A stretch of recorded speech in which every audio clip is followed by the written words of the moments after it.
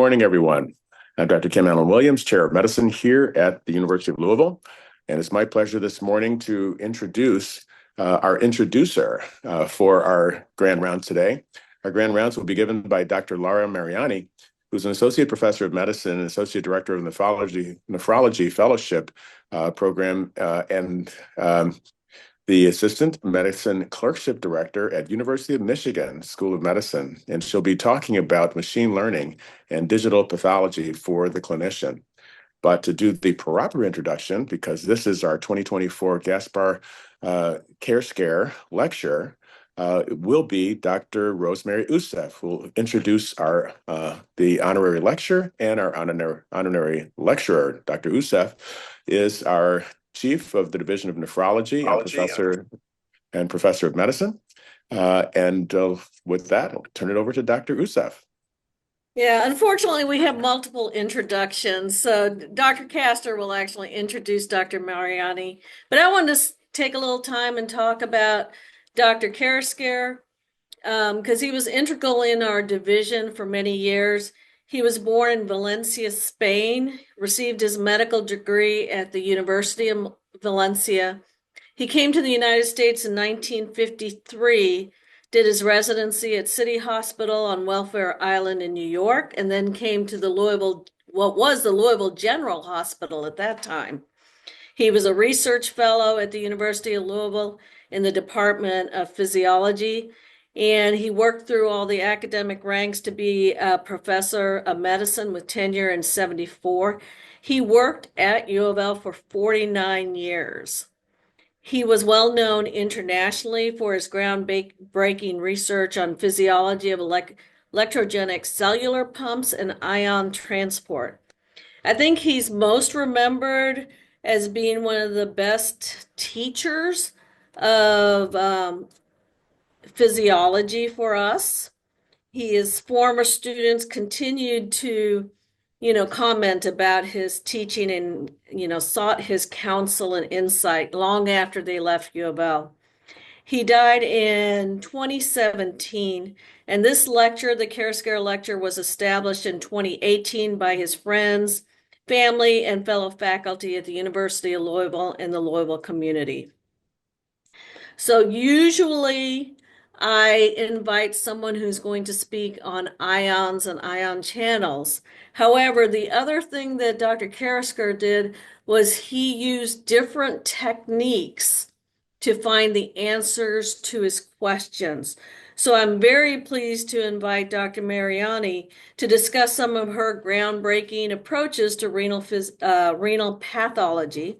And Dr. Castor, who is an associate professor of medicine, and as she always likes to say, homegrown, she is the director of our glomerular nephritis clinic, and she's going to introduce Dr. Mariani. Thank you. Great. And I would just like to say, Dr. Carrasquer was a pioneer in the field of nephrology, going into nephrology before it was a field.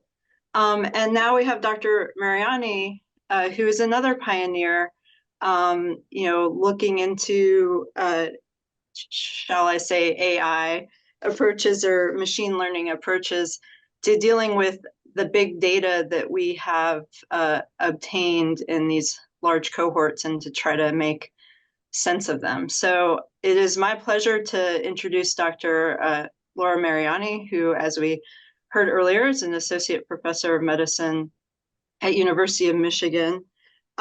She did her training at University of Pennsylvania after getting her MD at University of Michigan. She did residency. She was also a chief resident, so shout out to another chief resident, and did her nephrology fellowship at University of Pennsylvania, and then went back to Michigan, where she really has built a program and is best known for her work in CureGN. So anyone in nephrology has heard of CureGN, but outside of nephrology, it is a huge consortium, multi-center, following both pediatric and adult patients with glomerular diseases over time and collecting data to understand these diseases better And she is going to talk today about machine learning and digital pathology for the clinician. And she's been doing this before we were discussing AI as the next thing in medicine. So she certainly is a pioneer, and I'm going to pass it on to Dr. Mariani.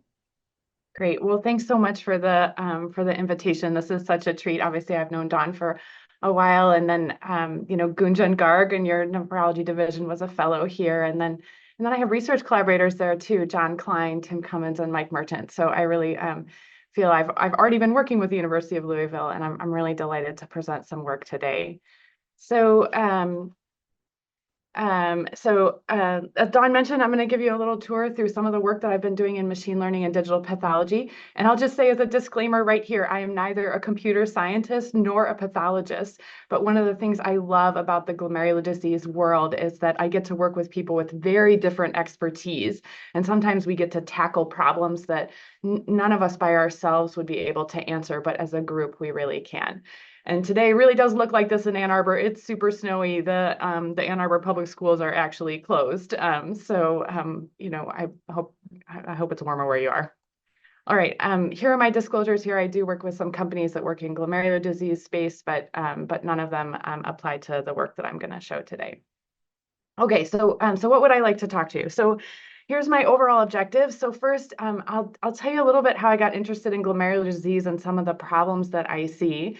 And honestly, maybe this is actually a good lecture for me to give, because the reason I went into nephrology actually was because of a patient who had hypokalemia from a distal RTA. So I think I fell in love with nephrology actually because of channels and electrolytes. But then as I went through my training, I really got attached to taking care of glomerular disease patients. So I'll tell you kind of the clinical challenge and why I got hooked on that area, especially in terms of research. We'll talk through digital pathology and what I mean by that.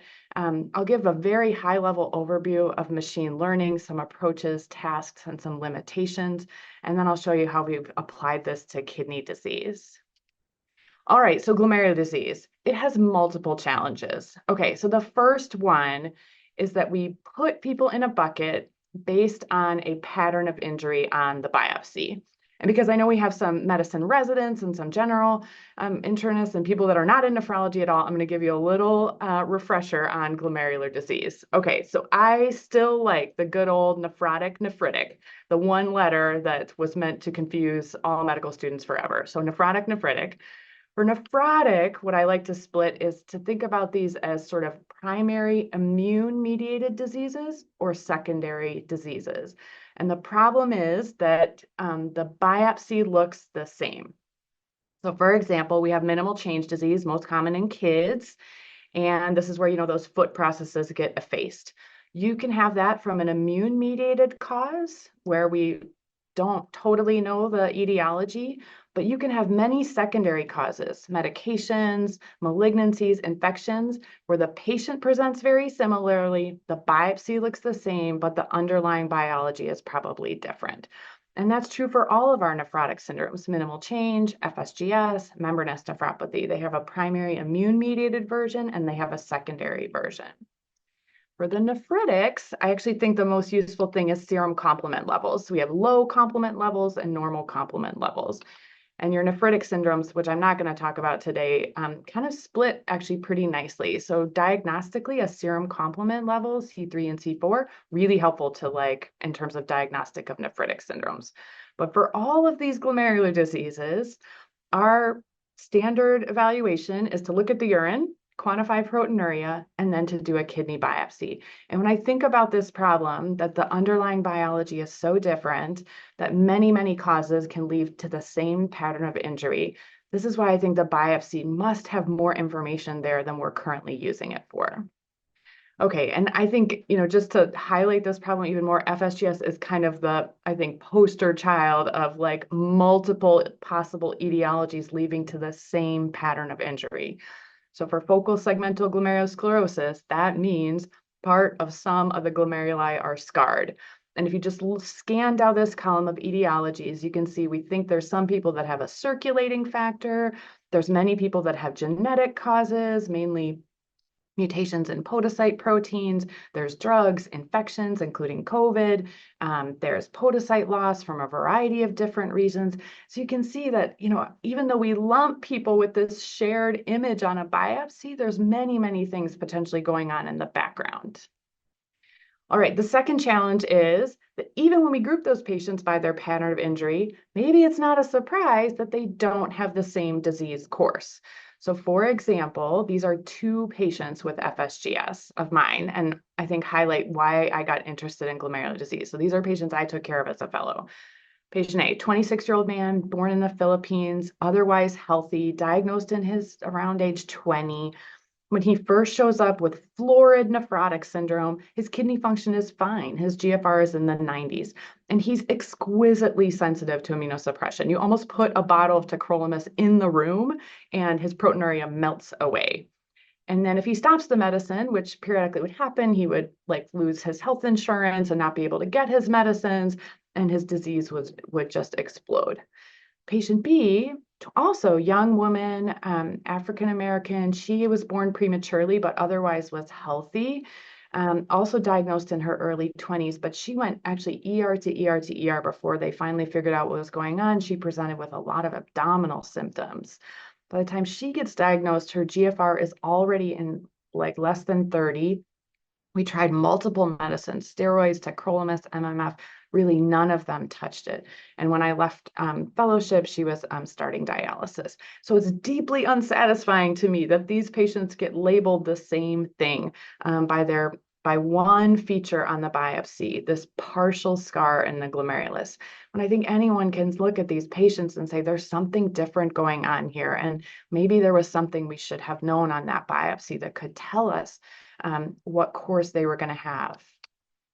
And, I think part of this is the lesion itself, although we kind of lump them all together, when you look at those partial scars on those glomeruli, they can look very, very differently. They can look at kind of the classic pink scar, but some of them look more cellular. They're in different places around the glomerulus. And so not surprisingly, they behave differently over time. All right, and so that not only translates to what's their risk of losing their kidney function, that's quite variable, but their response to therapy is really variable. And actually, we see this probably across all of medicine, but certainly in nephrology, that even, some of our, what I think more recently we've considered complete home runs, right? SGLT2 inhibitors that, really protective. So you see this sort of key figure from this New England Journal paper looking at SGLT2 inhibitors. This was the canagliflozin trial. I mean, really small hazard ratios of 0.7. But obviously, everyone who got the SGLT2 inhibitor didn't do perfectly well, and everyone who got placebo didn't do badly. So this variable response to therapy is something that I think is a big challenge across nephrology, but certainly within glomerular disease. So that's the problem that I felt I wanted to chip away at. Okay, so let's talk about that biopsy, because I think as a clinician, when we get the biopsy on our glomerular disease patients, one of my favorite parts of nephrology, that we sit down with the pathologist and they take us on this tour of the biopsy. They say, okay, over on here, on this stain, this stain, this stain, I see this, this, this. And they look around and they say, okay, on this glomerulus, I see this, I see this, I see this. And it has always struck me that there must be, they can see so much on that tissue. What else can we learn from it? So let's start with digital pathology. And the reason I want to make this point is probably many of us probably learned pathology by looking at actual glass slides under a microscope, maybe one of those multi-headed scopes. But now the ability to produce whole slide images, that technology, it's been around for a while, but it's incredibly powerful. And this isn't just like a screenshot of the biopsy. This is actually a high resolution replica of a glass slide created by a high resolution scanner. So you can view this slide on a computer screen, but you can do all the things that you would do on a microscope. So you can zoom in, you can zoom out, you can look up and down through the levels. It's much more than just a static flat image of the biopsy. And, this, like I said, this technology has really gotten so good and been able to replicate well, probably a pathologist not going to like that I said that, but it's gotten so much closer to actual glass slides that actually the FDA does now allow whole slide imaging to be used for diagnosis. So actually, they had to prove that. They had to go out and get a whole bunch of whole slide images and glass slides for a variety of different purposes, and test that pathologists could make the right diagnosis based on whole slide images as opposed to glass. And so that's been approved since 2017. But you can imagine the power of having digital images of your biopsies. So what we used to do is obviously make slides of our biopsies. We'd sit in front of a microscope, and then you'd call and talk to the pathologist, or if you were lucky, you could go to the same place and look at it with them. But in a digital workflow, you create these images that not only can be shared easily across institutions or with providers, no matter where they are, and that you can layer on other technologies that can use image, like machine learning. And then you can invite people to review not only the output of the machine learning, but you can also look at the diagnosis together, no matter where you are, just like we are today.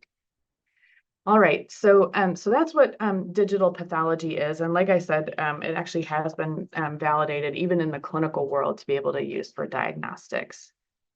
Okay, so let's talk machine learning, and I'll give you some definitions and some approaches. So in terms of sort of broad definitions of machine learning, I would say this is a pretty good one. A computer uses a general algorithm to really build its own logic to identify patterns and assess performance using data examples or experiences. And I like to think of machine learning as having different approaches and different tasks. So the task is kind of easy. What are you asking the machine to do? Are you asking it to identify something? Are you asking it to predict response? Are you asking it to classify things? Those are different tasks. The approaches, I think, broadly can be categorized as supervised and unsupervised.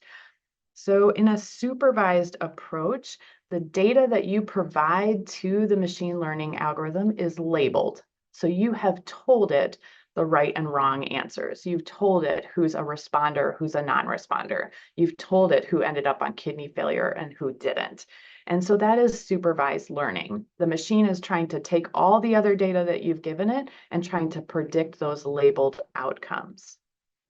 In unsupervised, the data is unlabeled. So all these little dots, they don't have a label, and you're asking the machine to kind of classify them, to find patterns in the data, to find groups of patients, for example, that share features. And so those are the sort of broadly the two approaches. There are other approaches like reinforcement, where you kind of, based on their response, they get some partial information. But generally, what's in the medical literature often is supervised and unsupervised. And the tasks, you can use both supervised and unsupervised for a variety of different tasks. So outcome prediction, object identification, subgroup determination. Okay, so that's a broad definition. So let's take a look at just a couple of them, and we'll talk through some, good things about them and some pitfalls. Okay, so this is a common task, machine learning outcome prediction. So you want to know, who's going to respond to the drug. You want to know who's going to go on to kidney failure. So the goal is you give that labeled data in a supervised approach, and you're asking the algorithm that if you gave it a new person, could it predict the label? And so essentially what happens is the model splits the data into kind of a training set and a validation set. As it's building its logic, it sets these hyperparameters and it optimizes them for the specific data. This is kind of like the tuning of the model. And then, what it does is it kind of iterates through sort of defining those parameters, selecting the variables that are most predictive, and it assesses the performance in that validation cohort. Ideally, you want a completely independent set. Once it's optimized its model, you want a completely independent set.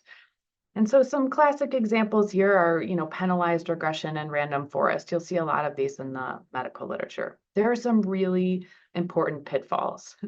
So the first, just like regular old statistics, if the big data set that you hand the algorithm has a lot of missingness, or really has no variability. For example, if you give it a set of questions where everyone has answered yes, there's no variability for it to learn from. And so there's really important stuff about the data that you give the algorithm to learn from that you have to know and explore ahead of time. A lot of times variables are really tightly correlated too. So you have to deal with the fact that that maybe if there's a group of variables that are all giving the same information, that's not really helpful. And then just like good epidemiology, you want to pick a representative sample. If you develop a model on a set of people that's not representative of where you want to apply it, whether you use machine learning or not, it's not going to be helpful. Other problem is kind of learning from the wrong labels. So if your gold standard isn't very good, if you're using an outcome that's not actually that clear, you're going to train the model to learn from something that's not right. And of course, that makes sense of why it wouldn't work very well later. And then lastly, which model you pick is important. So certain algorithms may fit the data structure better. Just like when we're doing regular statistics and you pick a parametric test or a non-parametric test, same kind of thing applies here. There's lots of different machine learning models and some might fit your data better than others. So these are just some things to look out for as you kind of read that medical literature using this type of machine learning, which is pretty commonly out there.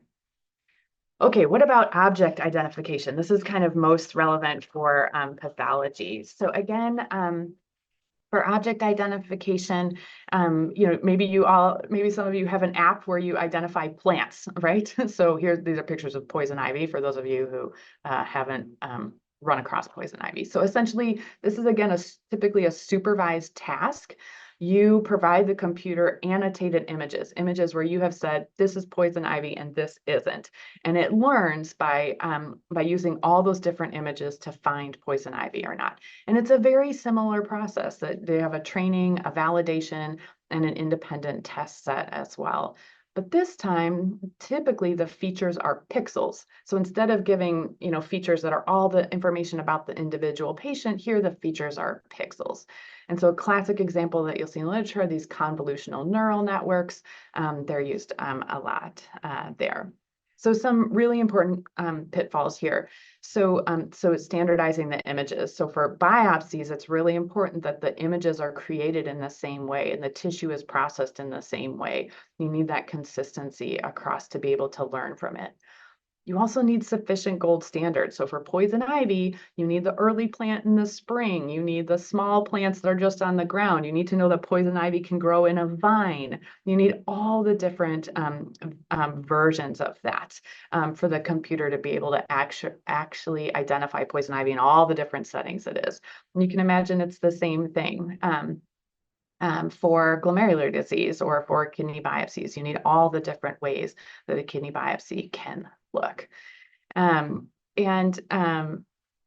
think, it's also important here that they're labeled correctly. So for example, you want it to learn from the true poison ivy, and you also want to give it all the right labels and all the right comparators. So for example, when my youngest son was learning language, the first time he saw an airplane, he called it an eagle car because he had only ever, my husband's from Philadelphia, so we're Eagles fans. So he had only ever seen eagles and cars. He had never seen an airplane. So he had nothing labeled in the right way for him to be able to say airplane. But he put this sort of other thing together. So imagine if you have none of the gold standard, you can't come out with the right output. Okay, deep learning, I just want to mention. So deep learning is an approach. Deep learning can be applied actually for both supervised and unsupervised, and it can be applied for any of the different tasks that we've talked about. But deep learning is most often used in image analysis. And essentially like a convolutional neural network. So it's designed based on the way our own brain processes visual information, where there's probably many, many layers of transformed data, such that if you look at a picture of, a deer, you look at all the edges, you look at all the colors, you look at all the shading, everything, and many, many layers of transformation. And then in the end, you get a probability of what that thing is that you're looking at. And that's essentially what these deep learning algorithms do. Okay, I'm just going to mention subgroup identification just to round out the different approaches of machine learning.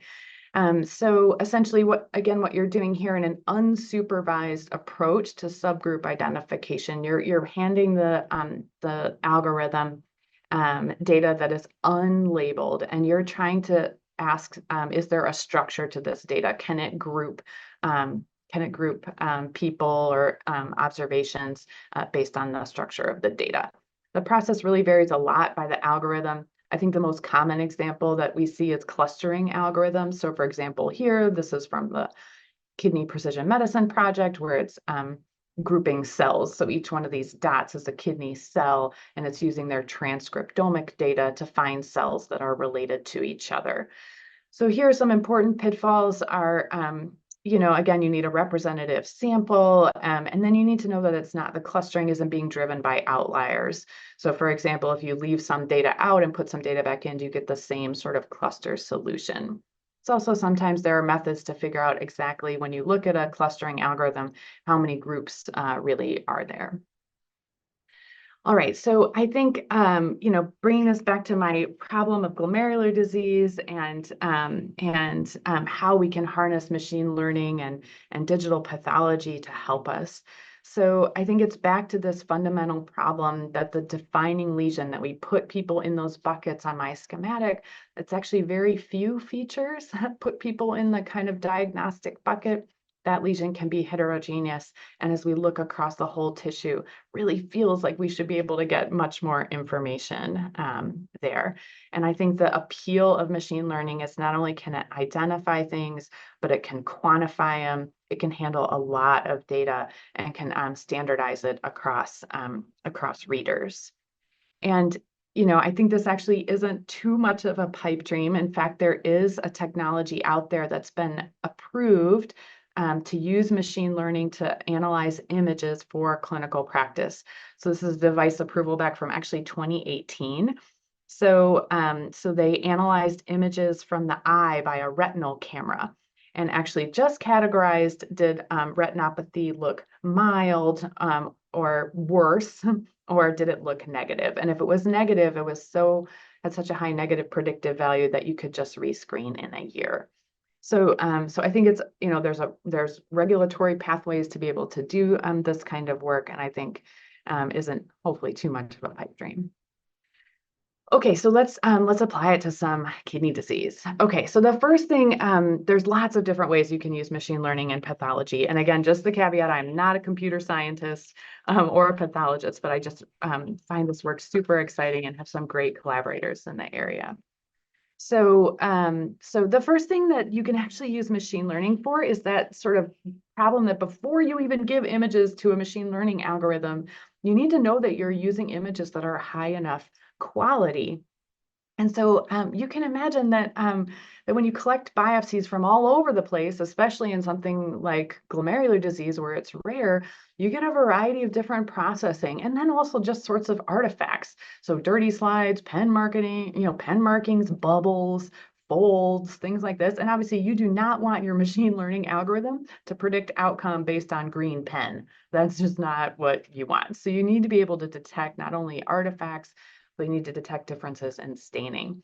And actually, there's a really cool machine learning algorithm that was developed by Andrew Jenowitz at Emory to try to do this. So what they did is they took over 1,800 whole slide images from Neptune study participants. So Neptune enrolls patients with glomerular disease at the time of a clinically indicated biopsy. And the algorithm here is called HistoQC. It's an open source AI tool.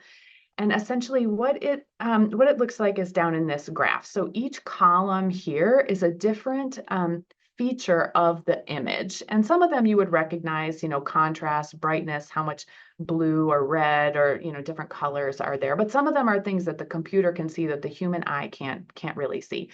And so each blue line is an individual biopsy. And you can kind of see that for, this feature, most of the biopsies have a high level of that feature, and very few have other things. And you can see this red line is one biopsy, and it's following the pattern mostly of all the other biopsies, except a few really important ones here, where it just really looks like an outlier on this feature. And so what you can then do is pull that biopsy and see, yep, it's sitting on a bubble. That's why this one is problematic. So all of these features down here, they're way out of bounds. And so it's almost like a reference range for an image, right? We get lab values, we get a reference range. This is almost like a reference range for image features, and just allows you to sort of kick out images or specific biopsies that are not high enough quality to apply the rest of the algorithms. You also can use this same thing, the same machine learning techniques to identify potentially tissue processing differences across sites. This isn't necessarily bad, it just helps you recognize. So for example, this is a clustering algorithm. So again, images from the Neptune study trying to find, do images cluster together? So you can imagine that biopsies that are coming that are coming from multiple different sites, that it's fine to just pool them together. If you tried to cluster them, you shouldn't be able to, right? They should be processed in such the same way that no matter where they came from, you can't, if you throw it into a clustering algorithm, you really can't find which site they are. And so site 1 and site 2, you can see, are pretty good. Their biopsies, kind of are represented across the whole cloud. But site 5 over here, you can see almost all of their biopsies kind of cluster together. And so, so you can see here that maybe this particular site, they're doing something different with their processing. So for example, maybe their color intensity is just too heavy. So what I love is that these machine learnings can kind of take away our biases. They can use the data to inform us about what's a good image or not, what's a consistent tissue processing or not. The data and the pixels themselves can tell you that. Okay, so that's kind of a cool methodologic reason to use machine learning, but doesn't actually translate directly to sort of informing patients. Okay, so what about diagnosis? So like I said, if you think back to that map of glomerular disease, we need to find some of those key features in the biopsies to be able to start to categorize people by diagnosis. So one of the first tasks that this field took on was to just try to identify normal structures in the kidney. And you remember back from your histopathology, when you look at heart muscle, you see a lot of heart muscle cells. When you look at the kidney, it's a really complex structure. You have the glomerulus, you have all the interstitium, you have all the different segments of the tubule. So it's actually not the easiest task for a machine learning algorithm to find all of those structures. But this is one of the earliest papers, actually from 2019, that was trying to do exactly that. And so the goal of this study was to try to just take healthy kidneys first, and to try to identify the structures. And so you could see what they were looking for. They wanted to identify glomeruli, proximal tubules, distal tubules, arteries, capsule, that kind of stuff. And they wanted to look at biopsies, but they also had bigger images from tumor nephrectomies. And actually, it didn't take that many kidneys to be able to do this. So they had about 40 biopsies that they were training and validating. They had about 15 nephrectomies and 10 living donor biopsies. So not actually a massive scale from healthy kidney to be able to do this. And the accuracy actually was quite good. So you'll see for a lot of this type of work, they use this statistic called a DICE coefficient. And so essentially what that's doing, it's measuring sort of spatial overlap between the truth and what the computer identified. And so 0 means there's no pixels in common, and 1 means there's perfect agreement. So you can, kind of like a correlation statistic.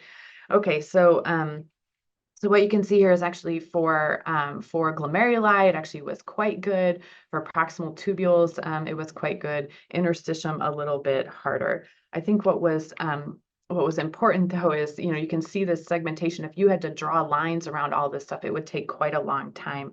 But to do the segmentation, it actually took just seconds to minutes once they had built the algorithm to do it. So, how did it perform in terms of compared to pathologists and other biopsy specimens?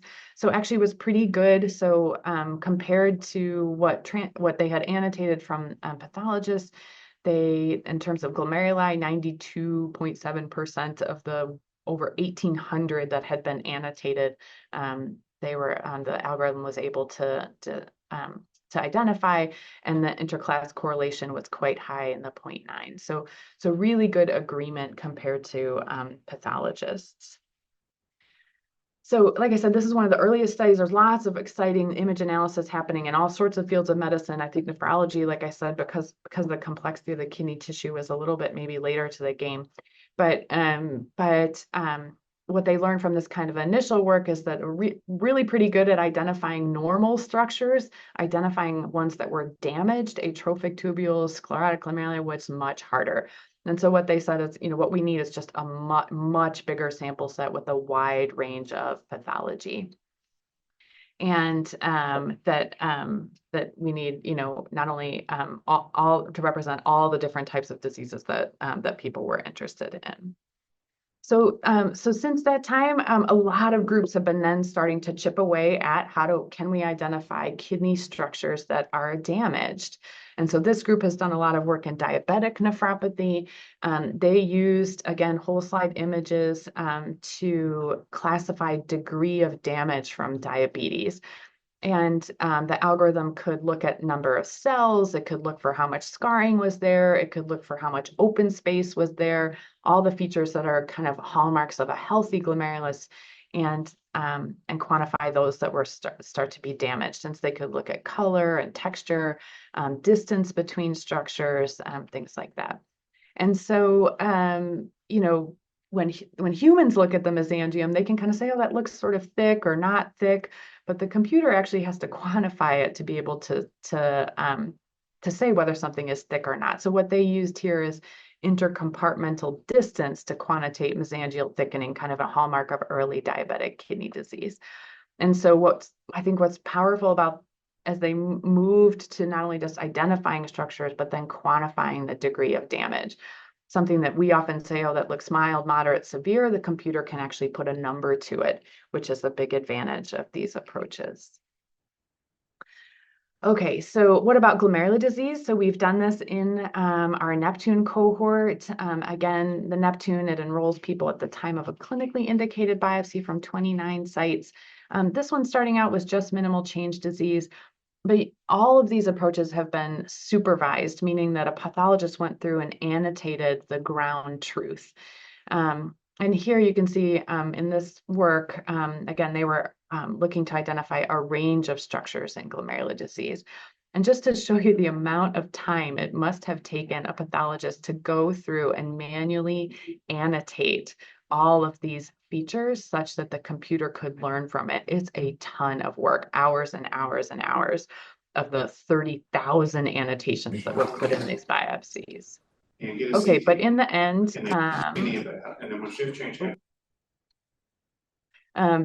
the positive predictive value actually for all of the structures was really quite high. So these algorithms have made, more and more progress, steady progress, both on identifying healthy structures and disease structures. Okay, so that's in terms of diagnosis. I think we're getting closer, not only that the machines can identify the structures we're interested in, they can identify and quantify levels of damage. All right, so what about prognosis? So this is what I'm obviously interested in as a clinician consuming these pathology reports and pathology information. What I wanted to know is, can we use machine learning to identify which features in the biopsy are most important? And so this is work that I've done with a pathologist at Duke named Laura Barasoni and a smart biostatistician, Jarsi Z, who's now at CHOP.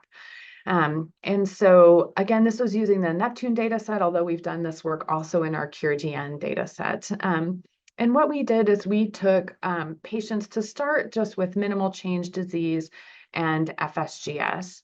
And in the Neptune core, we had 224 patients with those diagnoses. About half were kids, a little bit of male predominance, which is common in these diseases, and 34% self-reported Black race.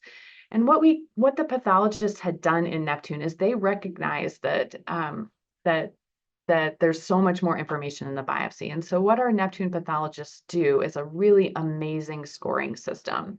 So they actually take the biopsies, they identify each glomerulus across all the levels and across all the stains. And then they score each individual glomerulus for a variety of features. And they say, okay, this glomerulus has this feature. This glomerulus over here has this feature. This glomerulus over here is completely normal. And so you get this matrix of data that really is comprehensively describing across the entire tissue what the pathologist can see. And they score the glomeruli, but they also score the interstitium, the vessels, they score the electron microscopy. And we have obviously a clinical data on these patients. So we have, not only their baseline characteristics, but their labs, their medications. And what we were able to look at then is to take that biopsy information, and we were able to look at clinical outcomes over time. So loss of kidney function, remission of their proteinuria, and among patients treated with immunosuppression, those who responded to therapy and those who didn't. Okay, so essentially what we did is we took those individual histologic parameters.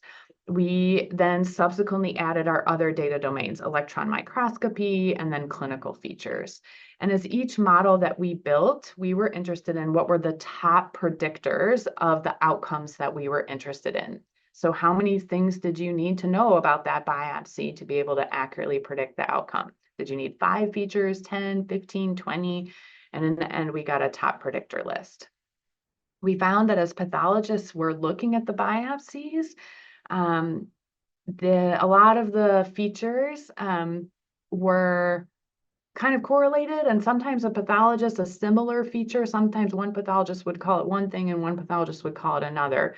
I think our own visual cortexes actually process data a little bit differently. So we looked at features sort of by themselves, and then ones that were really correlated or there was similar definitions, we grouped them.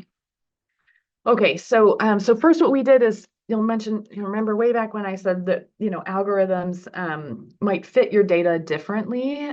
So what we were looking at here is just to show you that essentially for our 3 different clinical outcomes we were interested in, disease progression, remission of proteinuria, and response to therapy, we tried a variety of different penalized regression and random forest models. That's what these different colors are, because we want to know which models sort of best fit our data. And you can see the prediction accuracy by the IAUC was highest in the random forest. So all the results I'll show you are from a random forest model. Okay, so essentially what we did is we put these pathology features plus some clinical features into a model, the random forest approach, and we wanted to predict these outcomes. And what I love about the machine learning algorithms is they sort of take away our bias. So we're not allowed to choose which ones are most important to predict. The machine will tell you for your data set which are the most predictive of your outcome. And so some good things happened. So first, just separating people, do they have FSGS or do they have minimal change disease, was very predictive of whether or not they lost their kidney function over time. So that's good. That's like a good positive control, because we've known for many, many years patients with FSGS do worse. Other things that I think we've known for a long time, like the number of healthy glomeruli you had, the amount of scarring you had in your biopsy, these things were highly predictive. But what was fascinating is there were a lot of things that we see commonly and we really don't know how to interpret. So for example, interstitial foam cells, periglomerular fibrosis. It doesn't really matter what they are, just to say that these aren't used in our current clinical classification system. We see them commonly, and it's really not clear what they mean in terms of individual patients' long-term prognosis. Similarly, story for the outcome of remission of proteinuria. So things we've used all the time in our current classification system or clinical practice, but then a lot of things that we don't really know how to use. And so, endothelial cell abnormalities, microvillus transformation abnormalities in the glomerular basement membrane. And what I really like about this is probably many of us learned that when you look at a nephrotic syndrome biopsy, the percent of foot process effacement of those podocytes, those old like octopus cells, how effaced are they? We use a lot, and it's kind of dogma that that's a really important predictor of outcome. But actually, when we put all the information in, The change of the podocyte that was more predictive was the microvillus transformation. So this is the stuff that I kind of love about when you let the algorithm kind of find patterns without any prior knowledge. Okay, so we did this work using visual features, but obviously what would be great is to allow a computer then to find those predictive features. And so there's now work being done by a lot of different groups on all of these different damage features to be able to identify them. We know that interstitial fibrosis, really predictive of loss of kidney function over time, actually no matter what type of kidney disease you have. And so, for example, this group from BU has worked on an algorithm to identify and quantify interstitial fibrosis. So, typically when we see reports, we see, oh, mild, moderate, severe, but their algorithm can not only quantify it, but it can also identify the patchiness and deal with the patchiness of it. So if you see a severe area and a normal area, what do you call that? Just in our usual language, but a computer can actually quantify that. And indeed, those features of interstitial fibrosis quantified by a computer are predictive of long-term outcome, 1 year, 3 year, 5 year survival. All right. There's also, I think, this whole new wave of omics technology coming out of digital pathology called pathomics. And so, we've worked a lot on sort of, can the computer identify normal structures, abnormal structures? Can it quantify those? But there are definitely things that that an image analysis computer algorithm can see that the human eye just cannot see. So, for example, when I say the word pathomics, what I mean is all those features that are, kind of qualities of the image that may or may not be easy for the human eye to see. So for example, color, texture, shape, things we can see, but maybe have trouble quantifying. And so pathomics is a new area of digital pathology, but actually there's some really exciting results already from this. So this is a group out of the Netherlands that's been working on this. They took a whole bunch of biopsies from a variety of different glomerular disease and were able to extract some of these pathomic features. And so, things like tuft area, they could look at and quantify. And you could see that it varies across these different diseases from normal to IgA, minimal change, lupus, membranous, inflammatory diseases. And that some of these features they could start to test, were they different across the diagnoses? Did they give us information about who has what disease? And some of these actually turned out to be associated with long-term outcome. So for example, features that we can see but can't quantify. So for example, distance between the tubules or the diameter of the tubules, how round are the tubules, circularity, things like that. They could look to see long-term, are they associated with outcome? And they were. There are also features of the biopsy that we can't reliably see. So this is, again, a study from the Neptune data set where the pathologists were interested in identifying peritubular capillaries, these little blood vessels next to the tubules. And actually turns out that, vessels that are normally nice and round, if they get stretched and distorted, that actually was associated with loss of kidney function over time. So they could quantify aspect ratio of the peritubular capillaries. And you can imagine trying to do that across an entire biopsy is just not feasible by a human. All right, so that's what I've taken away from the field of machine learning in pathology. And I'll just end with kind of a look towards the future. So I think what's so exciting about this is that you can imagine now a totally different workflow for kidney biopsies, where essentially, the patient undergoes the biopsy, a whole slide image is generated, that we still will need visual assessment for sure. There's a holistic look at a biopsy that we need. Later, if you want, Google puppy versus muffin AI channel challenge, where you can see the problem of something a human can do instantaneously to identify the difference between a muffin and a puppy.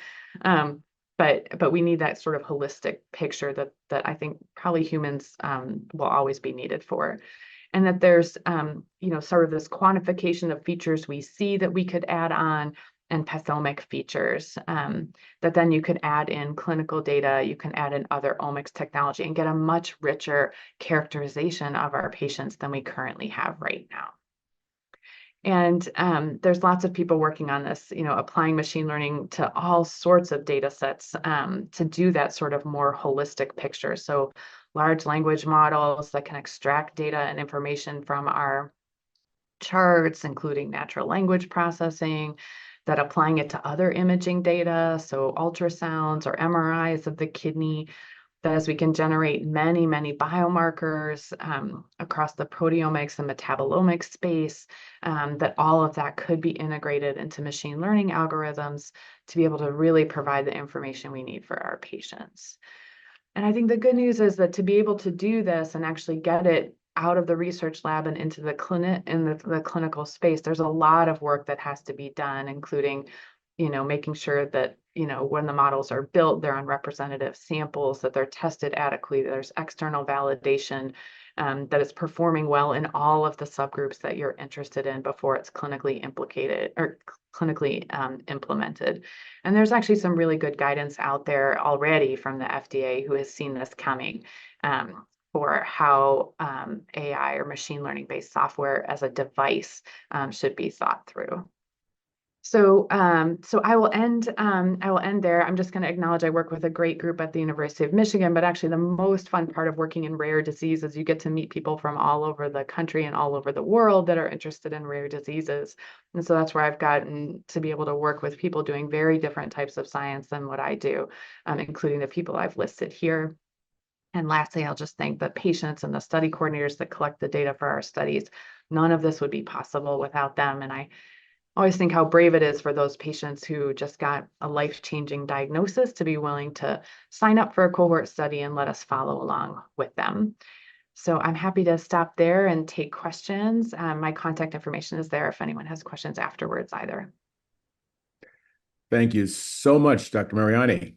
That was really a wonderful sort of introduction in a way, but going through the development of the machine learning and how it can help us in that specific area, but we're all thinking of how it can help us in our own areas.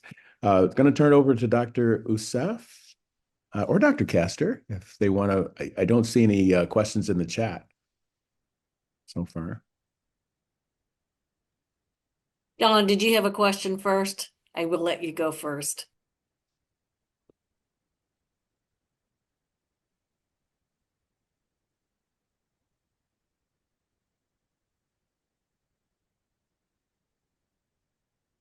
You're slightly muted.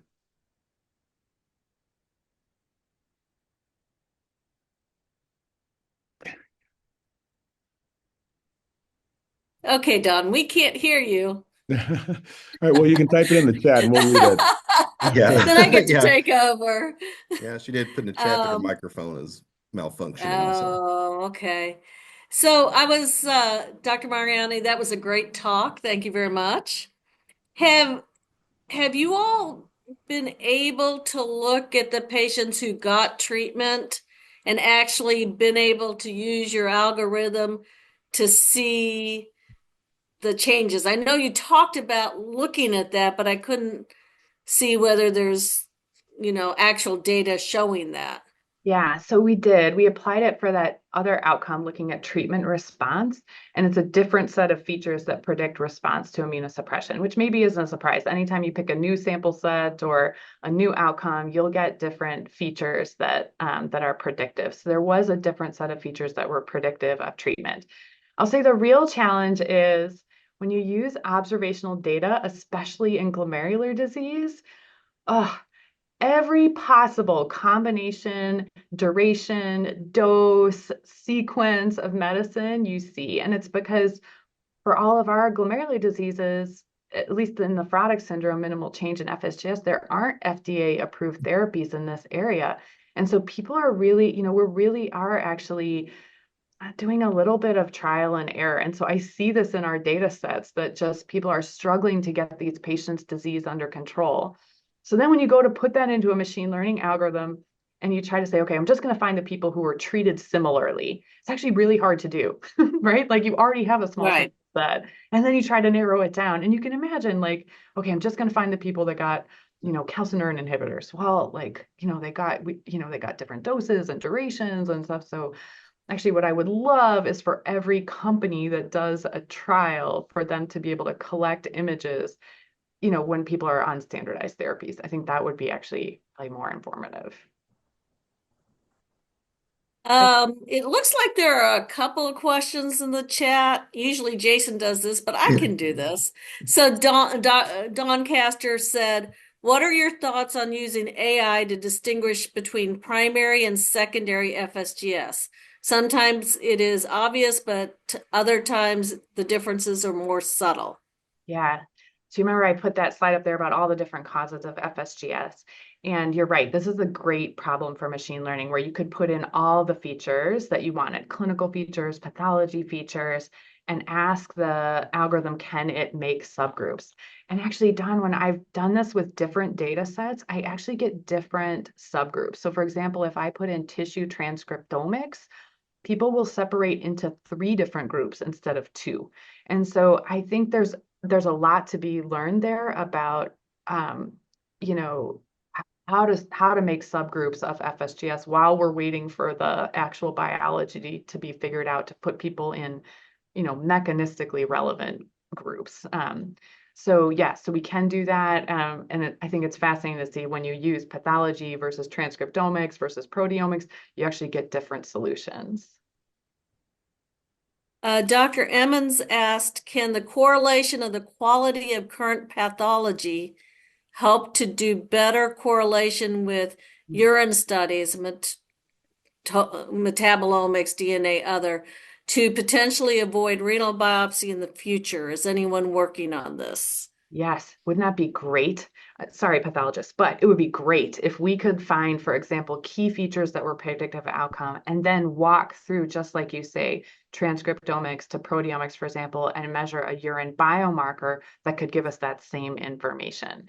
And so what CureGN and the Neptune study, and actually other studies in nephrology are doing, is trying to assemble those multi-layered data sets so we can do exactly what you say. Because yes, would I love to skip the risk of a biopsy? Absolutely. And there's certain areas of nephrology where that's a success already. So I think the PLA2R story in membranous is probably the best known one, where we really understand the biology and that has I think moved us a little further away from needing that biopsy for diagnosis.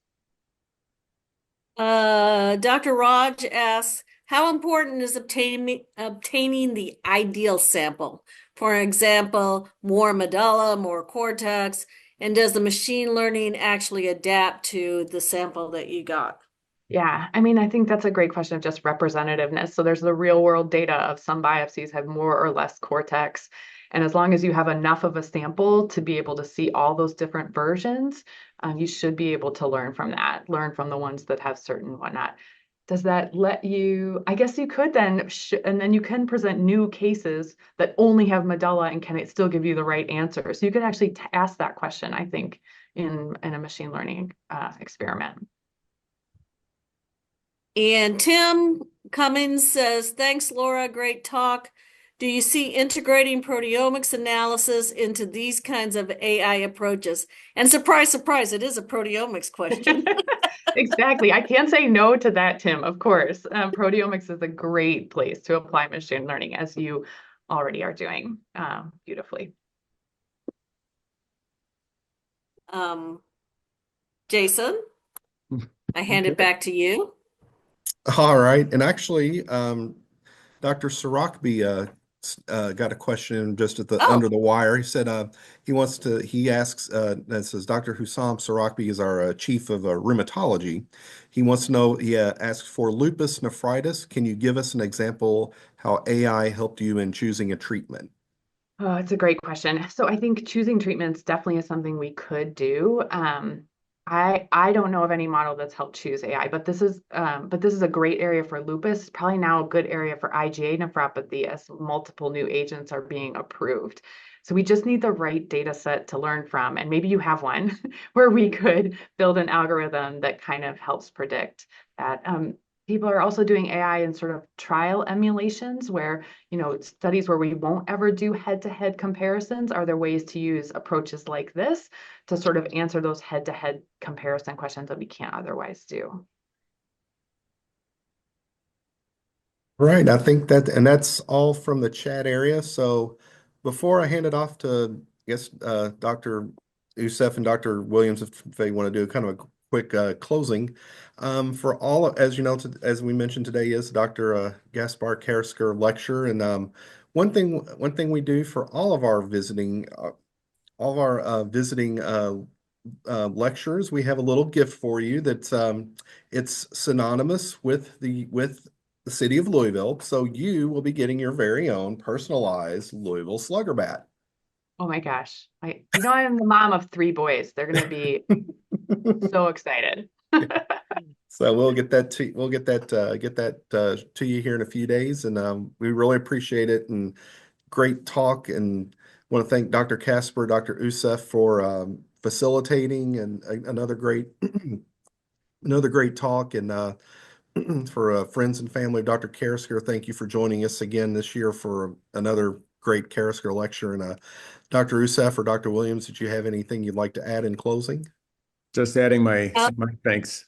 Go ahead, Dr. Youssef. No, nothing. It was just a great talk. And, I look forward to actually being able to get a better answers from our biopsies or not needing biopsies in the future. Absolutely. And my audio is working now. I had to leave and come back. So I'm sorry for that glitch. And I'm actually connected like through the internet. I'm in my office, so I'm not sure what happened. But I just wanted to say thank you so much. I think obviously in all areas of medicine, this is the future. So thank you for sharing this groundbreaking work.